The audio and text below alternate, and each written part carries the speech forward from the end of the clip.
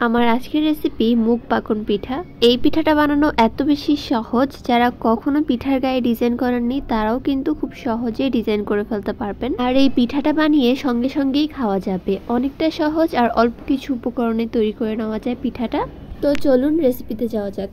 পিঠাটা বানানোর জন্য আমি নিয়ে নিচ্ছি 1 কাপ পরিমাণে মুগ ডাল, সাথে অল্প কিছুটা পরিমাণে পানি দিয়ে এই ডালটা খুব ভালো মতো ধুয়ে নিতে হবে।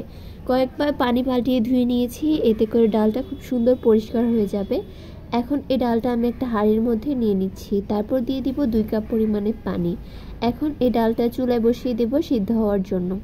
ঢাকনা দিয়ে রেখে দিচ্ছি। সিদ্ধ হতে খুব একটা সময় লাগে না, 15 থেকে 20 মিনিটের মধ্যেই খুব সুন্দর সিদ্ধ হয়ে যায়। তো ঢাকনাটা সরিয়ে এখন আমি একটা ডাল ঘুটনি নিয়ে নিচ্ছি, তারপর এটা দিয়ে খুব ভালো মতো ডালটাকে একটু ম্যাশ করে নিচ্ছি। এরপর এর মধ্যে দিয়ে দিচ্ছি সামান্য একটু ইয়েলো ফুড কালার। আপনারা চাইলে ফুড কালারটা স্কিপ করতে পারেন। তো এখন আবারও সব কিছুকে খুব ভালো মতো মিশিয়ে কিছুক্ষণ জাল করে নিতে হবে। যখন এই মিক্সারটা একটু ঘন হয়ে যাবে তখন এর মধ্যে দিয়ে দিচ্ছি 1 কাপ পরিমাণে চালের গুঁড়া। এখন আবারও সব কিছুকে ভালো মতো মিশিয়ে একটা ডো তৈরি করে নিতে হবে। চুলার আঁচ মিডিয়াম টু লোয়ে রেখে এটাকে রান্না করে নিতে হবে, এতে করে পানি ভাবটা দূর হয়ে যাবে আর এটা একটা ডোয়ে পরিণত হবে। তো চুলা থেকে নামিয়ে গরম গরম থাকা অবস্থায় একটা প্লেটের মধ্যে নিয়ে খুব ভালো মতো এটাকে মথে নিতে হবে।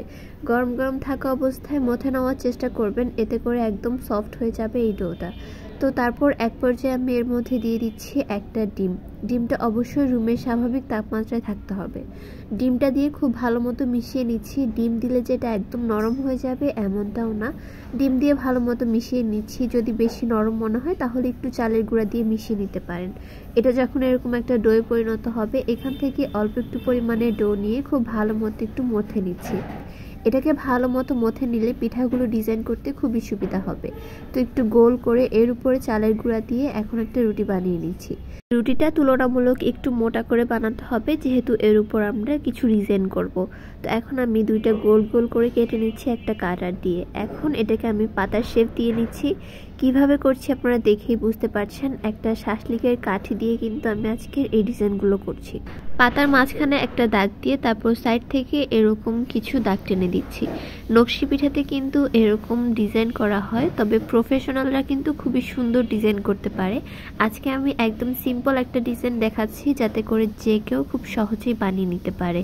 পাতার মাঝখানে দাগ দিয়ে তারপর সাইড থেকে এরকম কিছু কলি বের করে নিলেই দেখবেন যে খুব সুন্দর নকশি পিঠার মতোই হয়ে যাচ্ছে।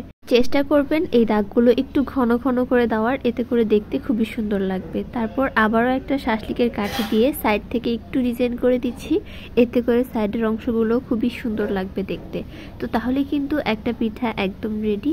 একটা বানাতে বানাতে দেখবেন যে আপনারা প্রফেশনালভাবে অনেকগুলো বানিয়ে নিতে পারছেন। আপনাদের বোঝার সুবিধার্থে আমি আরও একটা বানিয়ে দেখাচ্ছি। দেখতেই পাচ্ছেন এটার উপরে কিছুটা পরিমাণে তেল দিয়ে ভালো মতো মিশিয়ে নিচ্ছি।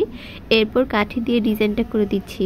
তেল দিয়ে করলেও কিন্তু খুব সুন্দর ডিজাইন উঠে।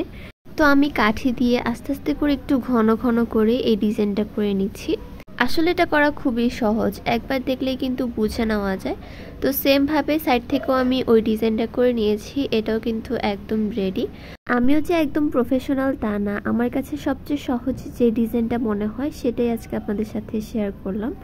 তো এরকম করে সবগুলো বানিয়ে নেওয়ার পর এখন এগুলোকে ভেজে নিচ্ছি। চুলার আঁচ একটু হাইতে রেখে তেলটা ভালো মতো গরম হলে এরপর পিঠাগুলো দিয়ে দিতে হবে। কম আঁচে ভাজলে পিঠাগুলো ফেটে যাওয়ার বা ভেঙে যাওয়ার চান্স থাকে। তো হাই হিটে একটু ভালো মতো ভেজে নিতে পারেন পছন্দ অনুযায়ী কালার দিয়ে।